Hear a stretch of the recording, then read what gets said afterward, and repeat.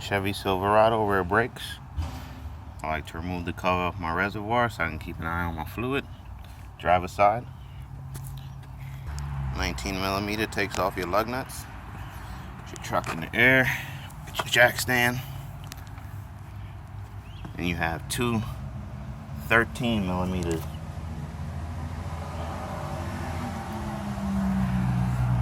one here.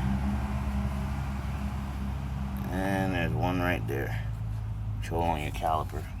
But you're also gonna need a crescent wrench or the right size wrench to hold this section here because it likes to spin on you. So I use the crescent wrench just like that, and then I break my 13mm loose.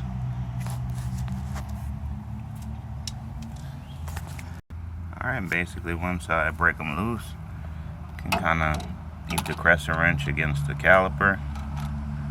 I use my battery drill. Take them both out. Same thing for the bottom one.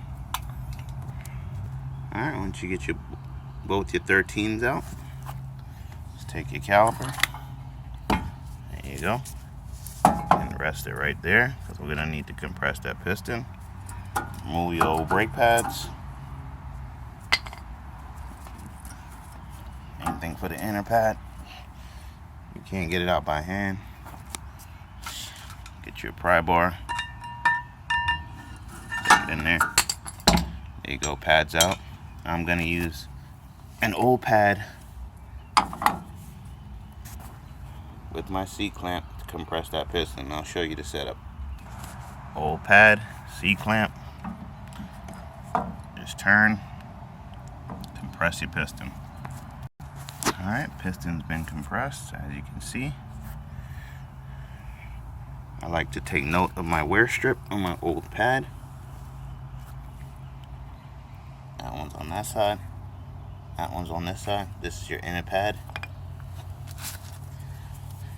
Basically,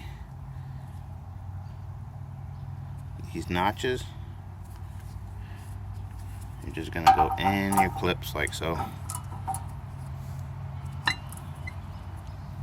That's how you install your new pads.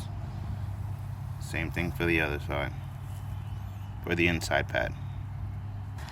Alright, now that we got both pads in, just take your caliper,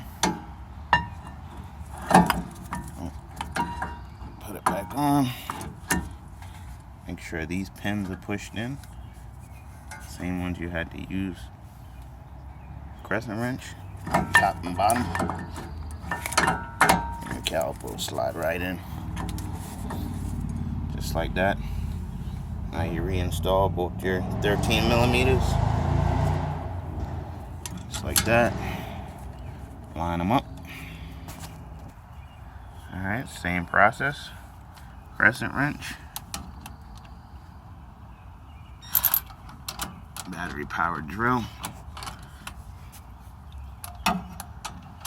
whichever angle you can get it. Then I like to go back with my other ratchet to make sure they're nice and tight. Once you make sure they're nice and tight with your 13s, repeat the process on the other side. Put back on your tire and pump your brake pedal before you move off. And that's the Silverado rear brake pad replacement. Thanks for watching. Subscribe, comment, hit that like button. See you next time.